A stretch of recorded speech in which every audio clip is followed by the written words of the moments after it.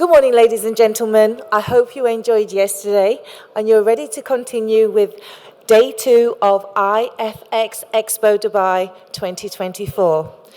Now, my name is Sandra and I am super excited to start today's IFX talks with a trending topic across all industries, AI.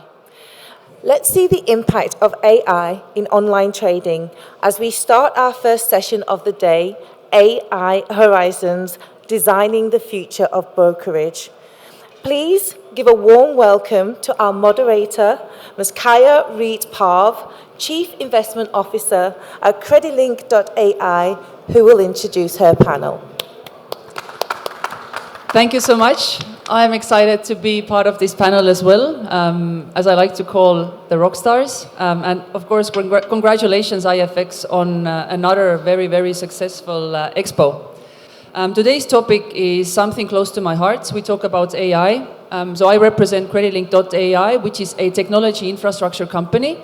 And we enable third-party B2B platforms to add embedded lending onto their platforms. And a lot of the models that we use are based on AI. And we're going to talk about those models a little bit today. But I'll allow the speakers to introduce themselves. Perfect. Thanks, Kaya. This works well, right? Well, good morning, everyone, and thanks to the IFX Expo team for having us and hosting us on this stage. My name is Tanya Jajal, and I have a long history of working in the software space, in cloud technologies and cybersecurity, but somewhere along the road, I developed a deep affiliation and passion for artificial intelligence. So about a year ago, I founded Aiden, which is my baby, alongside some global experts, and what we wanted to do was offer a comprehensive systems-level response to the changes brought about by AI. And we're a team of technologists, educators. We run educational programs, but we also go in and actually build bespoke solutions for entities that are looking to leverage artificial intelligence. And we really advocate for critical thinking in the space of AI. So separating what's true from what's part of the buzz, and really enabling people to really 10x, 50x themselves within the workplace, no matter what industry they're in. Good morning, everybody. My name is Tobi Olshanetsky. I'm the CEO of Atomics. Basically, I've been playing with software since I was 12. I've been building startups and technology companies. And I've been playing with AI way before it became sexy to play with AI. And I actually don't call it artificial intelligence. I call it advanced intelligence. I don't think it's artificial anymore, what's happening in this subject. And I think the movement we're going to see in AI is going to totally change the landscape. And I'm very excited to speak about this topic, which is close to my heart. Good morning, everyone. This is Pratik Bansal. I'm a co-founder and GenAI head at GreyChain. GreyChain is a generative AI company, AI as a service company. It allows organizations to integrate all of their enterprise data using GenAI, and then be able to get any kind of insights that you want. We're primarily based out of India, Chicago, and Germany. And really excited to talk here today on the topic. Hello, my name is Andrew Lane. I'm the CEO of Acuity, based in London. I've been involved in the textual side of artificial intelligence since 2005, previously working for the Wall Street Journal, and now my own company, Acuity, which is the last 11 years. And my grounding, as I said, is in textual intelligence, NLP, NLG, and such forth. Hi everyone, I'm Abby. I'm founder of FinNext. We are a fintech based out of Singapore. We provide a digital front office for financial institutions, multi-asset brokers. I've spent almost 2 decades working with financial institutions, primarily banks, and leading the digital transformation as a management consultant as well. I have to say it's remarkable to see how rapid transformation AI is bringing in from a digital perspective. I'm really looking forward for the discussion today to see the power of AI in financial institutions. Brilliant. Thank you so much. First, what is an AI? I mean, this is the term we've used and we've heard a lot being used within the last year. There are many ways how you can classify AI. There can be narrow AI, which is your typical Siri, Alexa-based artificial intelligence. But there's also a general AI. This is something we don't really have yet in its most generic definition. But when we say AI, a lot of people automatically think about ChatGPT. So this has become now the hype of AI. But panelists, please share the different types of AI that you use. Let's talk about Gen AI a bit, predictive AI a bit, and also we hear quite a bit about large language models. Like how do these link to AI? Let's start with Tanya. Sure. So let's start a little bit with generative AI, right? And I think that's where the hype really took off in the last year.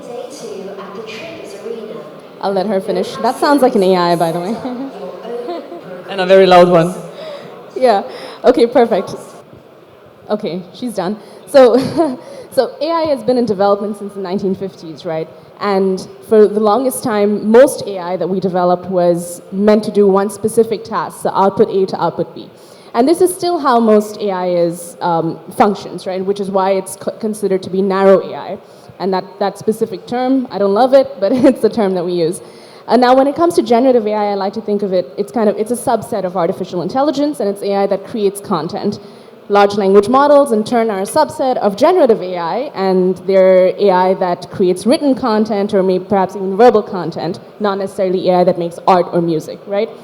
And here's the thing, this has been an exponentially growing technology, right? So for decades, we've had various developments in AI that have taken place and taken precedence, and we've had the infrastructure to run and develop these models equally, simultaneously grow. And it's only really been in the last few years that it's all come together and has given us the ability to have the right algorithms, the right computing power, and also the right investment, right, to run and develop these models. My perspective is generative AI is only one use case. It's great for us because it's tangible, we can see it, but the reality is a lot of artificial intelligence has been developed, and I'm sure they'll talk about it in terms of a robotic automation process, in terms of NLP, all of these things that have kind of just become the backbone of how a lot of organizations function. So it'll soon start to become like the cloud. We all run on the cloud, right? More or less, and it's just kind of become part of the backdrop of everything. Brilliant. Toby? I actually want to add a few things, and I will talk about, I'd say, the dark side of AI and how we can use it. Basically, you need to understand how those models are working, the LLM models or the generative AI. And when you study those models, you actually understand that those models create something which we call idiot savant. What idiot savant means is that those models are very, very smart on one specific topic, which is the topic that you learn it. You give him all the data to learn, but anything outside of it, he's lacking all on the information. Now, where comes the dark side of it? Is when you try to use those models to create actions, and we are talking here on financial actions, that you need some type of a common sense. Now, those models are lacking the common sense. And I think that the biggest jump that's going to be in this field is to actually create some kind of common sense to AI, so those models will try to understand what is good and what is bad. Now, this is very dramatic to this conference or this field that we are doing our business, which is the financial models, which actually can change, the course of a life of a person. Because if I'm using now a model that I need to make a decision if to invest or not to invest, or to buy a mortgage or not to take a mortgage, or to what's going to be my percent rate, and I, as an outsider, can actually influence this model or to create something which is malicious to this model, without the common sense for those models to understand that something is trying to manipulate them, then this is problematic. So I think this is going to be the biggest change that's going to affect what we are doing here in our industry. And those are common sense and acumen, business acumen for AI. Brilliant. Pratik, you're the head of Gen AI, so Yeah, no, I think you're the right person. I want to talk about, I see AI as pre-LLM and post-LLM. I think those are the two eras. That's the inflection point. So in my opinion, traditionally you used to use a lot of your proprietary data to train these models and come up with small AI model for your use case. While LLM started with something generic, they just took all the content on the internet, just put it into the model and trained it. And that's why it's called GPT. P in the middle stands for pre-trained, right? what I see in the next era is that traditional AI and this AI is going to combine together because people are going to use their data, like your proprietary data that you have in your organizations, fine-tune these models for your use case and build your own strategy, especially for, say, Forex trading. You can try using ChatGPT for basic use cases, but think about the data that you're sitting on. As soon as you connect that and start forming insights, you're going to start using the power of generative AI. So think about that. I think that's how I divide it. Andrew? So just going back to the original question is how we're making use of it in our company, is that right? Yeah, let's talk about like how do you use AI, and if you have any good use cases in general for predictive or Gen AI, maybe good to share with the audience. So we use it in two different aspects. We come from our company was founded creating sentiment analysis. We use lots of different algorithms, machine learning, bag of words, price-dependent sentiment, lots of different ways of extracting data from text, which we then can turn into intelligence. And we sell that data to hedge funds traditionally, which we then moved into this industry to create much more discretionary-based products. In the field of generative AI, we've started using it in firstly to improve our efficiency within the company, but then some of the products, for example, we've been using it recently, instead of doing company-based sentiment analysis, we do brand-based sentiment analysis and trying to understand brands and associated concepts with companies. Other ways we've been doing it, looking at summarizing, translation, all the above. Just poking around the sides and trying to work out how to make our company more efficient, make our products ever so slightly better, but we're only just starting. AB? Hi. It's amazing to sit at the end in a long conversation, but just to give my perspective, having worked in the industry specifically with CFD brokers for the last 5 years, there are various use cases that are going to, like every revolution, there'll always be an evolution. Pratik and I were talking that people are just starting to realize the use cases that AI can be applied for. Just a couple of them that our customers are using, simple ones like churn prediction. The customers are onboarding thousands of leads a month. How do they manage not only the lead conversion, but also predict the churn based on the usage that the customers are doing, whether it is in terms of the deposits, the trading activities, the activities on the portal, etc. Even from an operation perspective, I always say that automating tasks which require human intelligence is what AI is going to help right now.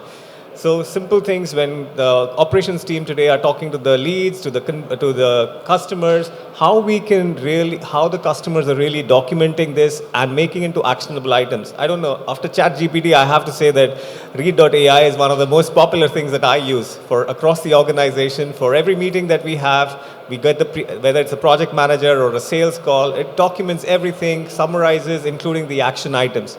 That's the engagement that our clients or our brokers are having with their customers so that the discussions can be converted into actions and actions can be executed. Brilliant. So quite a few of you have mentioned data and Pratik also just highlighted that. Let's talk a little bit about data. How important is data in AI? And data obviously serves as a foundation for AI. It's the quality, the quantity, the integrity. So I have a few questions and feel free to address which one you want. Maybe you can explain how important is it to actually obtain quality data sets? We are seeing a bit of arms race to get quality data, to get big data. How to obtain good data? And what are the potential implications of that arms race for data? So Pratik, we'll start with you. Yeah, no, I think data, as I said, is very important. I'll tell you why. Think about a ChatGPT. ChatGPT is a very huge model, and you don't want to put a huge cannon where a gun can do your job, right? So what's happening in the next phase is people are going to pick up small models, which are going to be very low cost, very high performing, because in trading you need very high performing systems, right? And just put your data that you have in your organization or buy the data that's required to train those models, right? And that fine tuning will really change the game in terms of having your proprietary trading assets, you're providing trading systems, so that's how you think about using the data better. Maybe we come to you next because you were last before. Okay, I'll probably share an interesting example. I met up with one of my board members over the weekend. He was the head of AI in Amazon.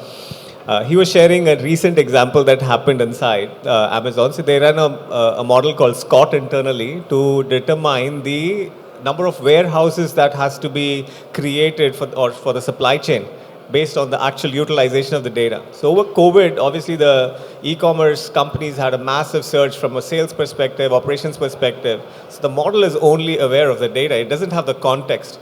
So it predicted and made the supply chain execute 88, almost 100 new warehouses. The challenge was just after COVID, the entire sales plunged, and they are now left with 100 warehouses which are not utilized, spending millions of dollars a month. And obviously you see the share price as well. So data is absolutely, I call it the bloodline for AI, and that's the only way to make sure that the predictions, that the models, everything will be generated right. So the quality. Yeah, I like that example, and I'll let the announcement finish.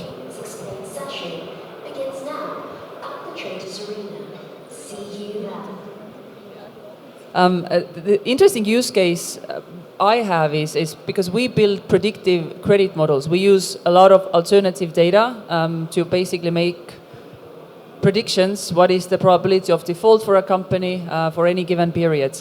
And initially when COVID started, I'm going to use COVID example again, the assumption was that a lot of companies are going to go bankrupt, right? There's going to be a wave of defaults. The opposite actually happened. So because there was so much government stimulus and handouts, the default rates actually compressed. So now when we look at data, we almost have to exclude 2020 and 2021 because it's automatically skewed to having lower default rates. Can I ask you a question about what alternative data sets were you using? And is that not a case of it's not that you should avoid using those years in your models, there are other data sets that you should have used, such as credit availability, to come into that model that would have improved it at the time. That's a valid one, and we used public data from governments and also credit bureaus. So credit bureaus allow you to extract and see how the credit quality of certain industry sectors, geographies have changed. But yeah, that's actually a very good point to bring up. I wonder if you'd put in macro indicators into that, like credit supply, unemployment data, we and do all that kind of stuff. Yeah. And how that would have changed the model. Yeah, actually a good one. We may try that as well. Predominantly we use I require payment for that, by the way. Say again? If you're going to use that, you got to pay me. Of course. But when it comes to Tanya, what are your views on the quality of data and again about the arms race? And we discussed this previously. Yeah, I think I can talk about something more specific, which is on the private level, right? I was working with a client in the consulting space, and I think a lot of knowledge industries specifically are looking to do this. But one of the biggest issues that they had was they wanted to build a knowledge management system and, tap AI on top of that, which is a great use case because it's a huge problem if you think about it within any organization. When you actually sit down to do it, you go into the organization and you realize it is so difficult to extract data from within the organization, right? Not talking about public records and things like that are macro indicators, but rather if you want to build something proprietary for that particular organization, there are so many silos that I think it requires almost a cultural mindset shift. So there's two aspects. One, you need to be able to get the data in the right format. So if it's sitting in your traditional databases, that's fine. If it's written PDFs and so on, that's easy to manage. But the moment it becomes non-vector based data, like verbal data or anything that's a little bit more complex, then you need to somehow get those database administrators to agree to transfer the data into vector database and then use that database in a model that'll actually work for your organization. And I find that these are the realistic problems that people are having when it comes to the quality of data, because there's no point throwing just any data at a model that you want to build for a specific use case. You're not going to get the right outcome from it. If you're going to build something that records the knowledge or something intricate about an organization that's existed for 15, 20 years, then we need to determine where we're going to get that data from, how it was recorded historically, and how you're then going to transfer it into a format that can be put into a model that works for you. Toby? Actually, I want to say something that's actually reflecting this, what we're discussing here. We cannot manipulate the data that we are using for the AI. Actually, what you said that you are excluding 2 years of the data, this is actually creating damages for the next AI engine and the next algorithm, because we as human beings, we're going to say, okay, so if there's going to be another pandemic, okay, so the government is going to step in and they're going to fix it, so I'm going to have a good years. if I want to train the AI to know that, I need to feed him the entire raw data, which means that we need to create some kind of a standard, what type of data, unmanipulated data, because if we are starting to manipulate the data that we are giving to the engine to learn, then this is not AI. This is semi-AI. And we are missing the big point of how we can use this tool. If we want to actually use these tools to actually help us to predict something, to reduce churn, to provide better rates, to give me a better accuracy on something, we cannot manipulate the data that we are feeding those engines, which means that we need to create some kind of a regulation about what is the data that the AI engine is actually learning on. There's a lot of data that is biased. There's a lot of studies that saying that some of the data the AI engines are learning are racist. They are going into a certain type of race or generic or gender type or slice of years of people that are involved in that. We need to erase that. We need to use unmanipulated data to train those engines to really get the right feedback out of it. Yeah, and that's a nice segue to talk a little bit about the bias in AI. So firstly, what is a bias? It's unfair, discriminatory outcome of an AI. It can be introduced or it can be incorporated in many stages of AI. It can be development stage, it can be deployment stage. How can we address the bias in AI other than making sure that development teams are diverse and inclusive? But what other ways can we do to address the bias in AI? And Tanya, let's start with you because this is probably a topic close to your heart. I mean, first I'd like to remind people that, okay, first of all, policy frameworks, completely agree with what you're saying. Having some sort of, I don't like the word regulation much, but some sort of policy framework or guideline around how you're going to use data is really important. But secondly, just to dial it back a little bit, artificial intelligence is building off of human intelligence, right? For decades, maybe even centuries, depending on how we've recorded it. And I like to remind people that humans are subject to hundreds of cognitive biases per day, right? In any statistical model that we use, we're always looking for control factors, things to control for, because we're very conscious that bias is an inherent part of a lot of our decision making. So I think the question is more, how much of your decision making are you going to outsource to AI models that you use? How much realistically can you rely on these models to make unbiased? Is that even a realistic thing to expect, right? For models that are based on human intelligence to have a lack of bias?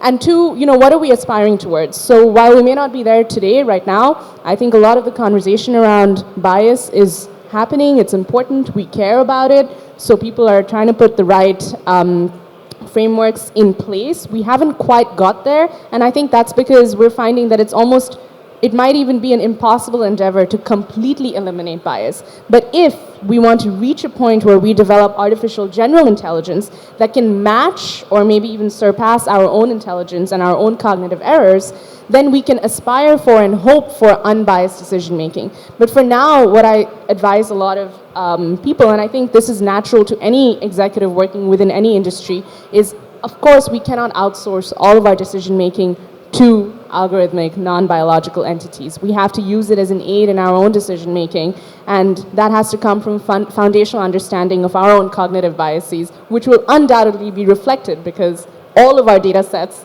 are human-developed data sets, right? Unfortunately, the societal and the ethical implications of having bias in AI can have really, really severe implications, right? We use AI in law enforcement. We use it, in credit models, for instance, and it's almost proven now that the predictive police AI is racist. So what else can we do? I mean, one aspect we mentioned was guidelines, but is there anything else we can do? And Pratik, Andrew, who wants to go first? Yeah, I've just thought of a case. I didn't mention it before in our chat, but there is a case in financial services where we have acute bias. And it's not often we talk about bias in financial services, but one bias is company reporting. And I'll tell you why. I'll tell you a story, actually. When I was at the Wall Street Journal working, I used to work on the news desk. And the last news desk I worked alongside the journalists was in Madrid. And they were reporting on Telefonica, I think it was Telefonica, yeah. And the guys, there were two news articles that came out. One was on earnings results for Telefonica, and they claimed they'd made huge profits. And everyone was really happy, but buried at the footnote was talking about how they'd made X amount of money in Venezuela. And anyone knew that you couldn't get money out of Venezuela. So you could report your profits in Venezuela, but it doesn't actually mean profits back in Madrid. Another one was everything was going well, and they published this press release at like 7 p.m. on a Friday night. And it contained at the footnote that the board had agreed to raise the wages of the board members. And this journalist friend of mine, Jason, he was irate because they were putting out afterwards, and he wrote a stinging article, stayed late, wrote a stinging article, and the share price got hammered by them. But the point is that there's huge, most information from companies comes out via press releases nowadays, and there's huge bias that comes out in that. And when machines, the wonderful thing about textual analysis in the world of AI is machines, one, doesn't matter whether it comes at the front or after 1,000 pages, they'll still pick up on it. And the base case, let's say in the UK we have a very biased media, and it doesn't matter if you're pro government or negative the government, that's the base case. And then we look at positive or negative from that base case. The AI in this case is actually breaking through a natural bias that we have in our media and also in companies, and is helping us to break that down. That's an interesting one, because bias in data may enforce an existing trend, an existing some sort of discriminatory, whatever, observation or so it's interesting one you bring up, Andrew. Pratik, you wanted to add something? Yeah, I think it's very difficult to get rid of bias. At the end of the day, you're using AI to build the same cognitive functions we have in our brain, and we ourselves are biased. I am biased towards Gen AI versus traditional AI myself. So my talk is going to be more about Gen AI using Gen AI. So, but what we are seeing is the larger the data sets, the lesser the bias. Because let's take about LLMs. LLMs have all the knowledge on the internet, all Wikipedia, all writing styles. So it's not going to write like a particular individual as long as you give it the instruction. So that's why prompting, how to build these systems with better prompts, is becoming very, very, very strong. Right? So that's where, in your prompts, in the data you're feeding, try to ensure that at least your organizational bias or your information is not there. Okay, so you're supporting the just larger data sets and making sure that they are not biased in that way. Absolutely. Okay. Toby, any views from you? It's very important the type of data that you're feeding the system. So even if I'm providing a lot of data, but the structured data that I'm feeding it is based on something which is biased, then the total outcome of it is going to be biased.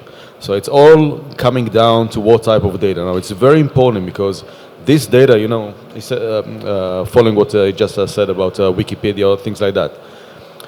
Companies are taking the same data to use their models for medical application. They're using the same models to use for creating autonomous driving machines. Now think about what is actually inside of this data and how this can actually reflect different decision making of different machine that designed to two different things, one for medical application, one for autonomous driving. But because everybody's using the same data, it can actually create problems. Like in autonomous driving, it's the old lady decision making. If the car is in problem, there's an old lady, should I injure the driver or should I hit the old lady? But if I'm using the same data that I was using for medical application, then it's actually creating different problems to the AI machine. So it's coming down, what is the data that we are feeding everything, and we need to understand that everything that we ask Gen AI or different ChatGPT and whatever, it stays there. So we can actually manipulate without us knowing. By the type of questions or type of things that people are asking, we are actually manipulating the data. So those are really multi-layer decisions that we need to understand when we are working with those data sets. Abi? Okay, I think everybody on the panelist, I'm sure most in the audience also agree that a balance between ethics in innovation is always going to be the key, and it's non-negotiable, right? But the reality also is, like Tanya mentioned, we have to accept the fact that there will always be good players and bad players. People who are intentionally using AI for their own biasness, whether it is business objectives, whatever. I personally feel that this, like every other revolution or evolution that has happened in human history, this will all take its course, where it's almost like a road with cars on it. There will be traffic lights. When there'll be a few accidents, there'll be speed limits. When there's a few more accidents, there'll be different rules that will have to evolve.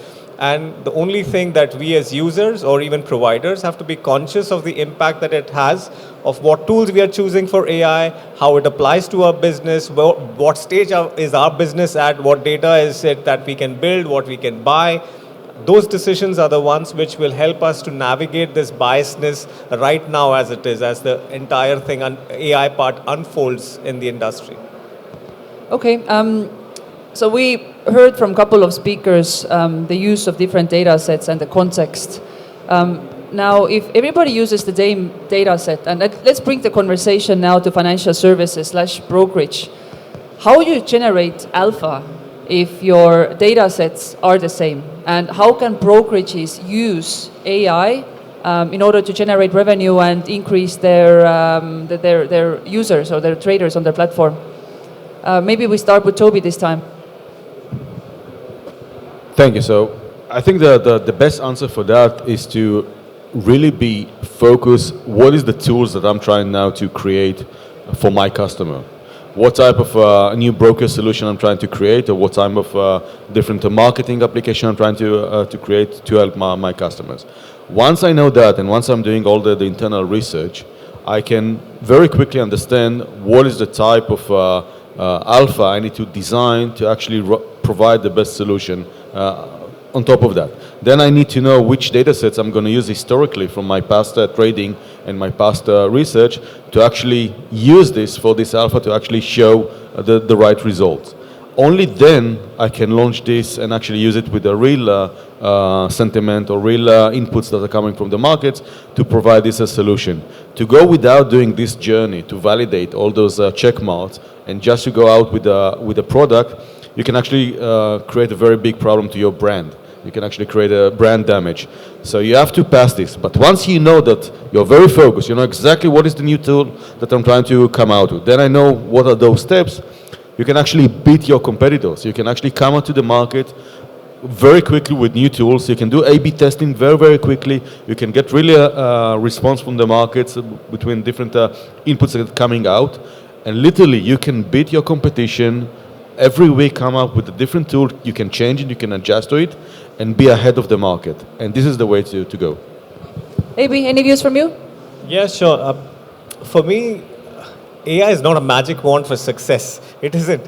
It obviously contextually depends on what stage and phase of and size of business you are in. I mean, we are fortunate to work with some of the top 5 brokers in the industry, and we have brokers who are just starting up. Depending on where you are, for example, the bigger brokers have the advantage of the wealth of their own data, which they can use, whether it's for risk management, fraud detection, churn analysis, etc. So they have that advantage, which the younger ones will not. But the younger ones have other advantages that they can leverage upon. For example, the bigger brokers or FIs for that matter, they cannot lift and shift their software very easily. It's a big, massive effort if they have to even change, let's say a CRM, for example. But for smaller brokers, they can choose something that is current, which can help them to acquire clients faster, retain clients faster, as well as provide services that add value. So for me, it's more the stage at which the business is, and use AI in the appropriate as context with the right level of build versus buy always. Okay. Andrew, I'm going to add one more question to you as well. Should the smaller brokerages, smaller companies develop in-house, or should they outsource? And also feel free to address the question on how to generate alpha. Let me do the original about the alpha. History tells us a lot about data.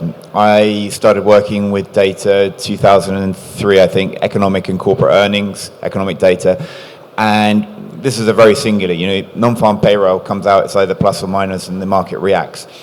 And what happened was there was an arms race to get that data quicker.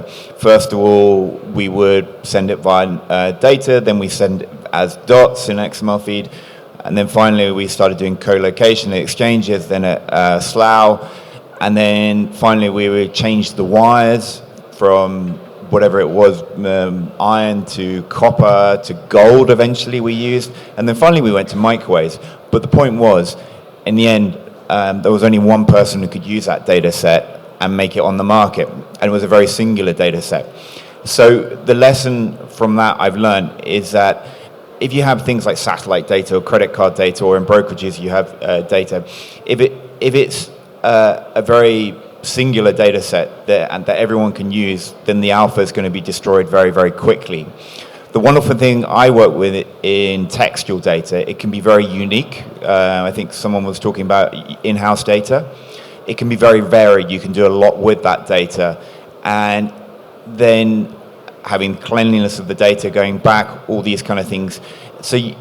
And if you have unique data, then you can create your own unique future.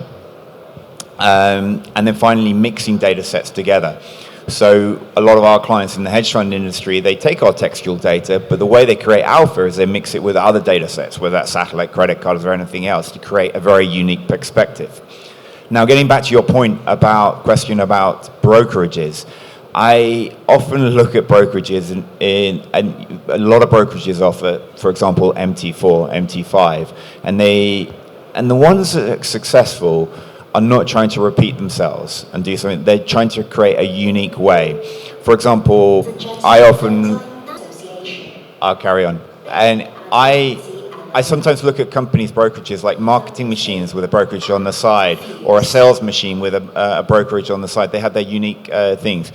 I would say very much that brokerages shouldn't focus on AI.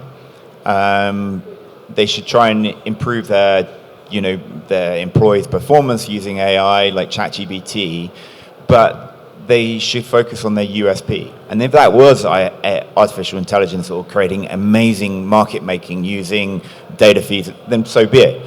But generally speaking, focus on what you're good at, which is being a brokerage. Okay, we're coming to the top of the hour, so I'm just going to ask, does anyone in the audience have any questions? There you go, Tom.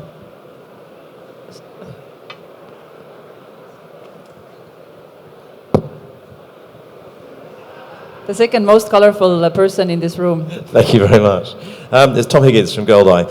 So the question here is, I think the technology in brokerage has made life much easier for trading. Going onto a screen and just being able to click, rather than when I was a student, I remember trying to get into a public phone box to ring up a broker during a crash and get a trade on. It was almost impossible. But one thing that does seem to have got worse is the customer service. AI and bots in customer service are just annoying. It'll say, this special funny named robot is going to answer your question, and it almost certainly never answers your question. It almost tries to answer something else. Will that actually ever improve with AI? Because it would be so nice, because it should be able to actually get you a proper answer. My thing's not working here. Don't just give me the bog standard answer. Actually go and dig into a bit more to see other people who've had these sort of problems and what it could really be, rather than just some generic rubbish it actually gives you. Go ahead. Yeah, I would love to take that one. So I have seen GenAI transform that like really big time in multiple clients over the last 1 year. So before GreyChain, I was working with BCG, Boston Consulting Group, and I have worked with clients to completely change the customer service experience, and that's what I recommend to brokerages. Stop thinking about the trading, start thinking about how AI can really automate your back office processes. It can improve the customer experience. Just ensure that it's all about your documentation. It's all about what all information you have, historical cases of how you've answered questions, how you've responded. If you just use all that unstructured data that you have for in terms of question and knowledge, you can really use GenAI on top and give them amazing customer experience and in the language they want. Just one thing just to add, because sounds like I invited these questions, I paid for him. Come to Atomics, this is exactly what we are doing. We are solving this problem in our communication platform, and that's a very good challenge that everybody has to overcome, and we are doing it. Could you go to every British telco and sell them your software then, please? Yeah, just a quick one. The tech is already there. I mean, with OpenAI, download ChatGPT, pay for the subscription version, the premium version. use your voice, talk to it, and it will talk back to you. So, LLMs have completely transformed it. I am sure you can use OpenAI's API to build a customer service agent that will talk to you in a seamless manner, just like they have apparently. No trading advice given, but I see a sales pitch happening on the stage. Tom, one point, I think I know what your pain is, especially it's not just about the front end where the AI models are very intelligent, but it also depends on the source of data of what systems you're doing. If you're talking about legacy telco providers, you know the legacy tech that they're using to manage and maintain their backend. If the data is not good, yes, the initial customer support is okay, but if I have to get a personalized response, it has to integrate with the right data sources as well. Excellent. Thank you so much. We're out of time, but thank you everyone for joining us, and congratulations IFX once again. Thank you, everyone.